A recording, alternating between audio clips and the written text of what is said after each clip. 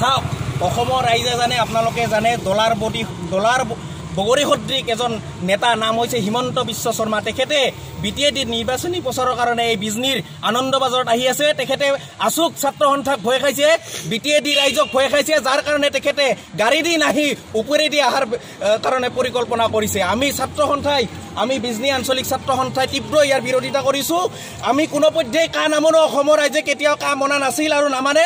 চাওক আগতে যেতিয়া কা গৃহীত কৰা হৈছিল তেতিয়া বিজনীত আমি দেখিবলৈ পাইছিলোঁ যে যিবিলাক বাংলাদেশী আছে সেই বাংলাদেশীবিলাকে ফূৰ্তি লাগি তেওঁলোকে কি কৰিছিলে ফটকা ফুটাইছিল যিবিলাকে ফটকা ফুটাইছে তেওঁলোকক আমি ক'ব বিচাৰিছোঁ যে আপোনালোকে ইমান ফূৰ্তি কৰিব নালাগে কাৰণ কিয় হিমন্ত বিশ্ব শৰ্মাই নিজে কৈছে যে বিটিএডিত বোলে কাখন গৃহীত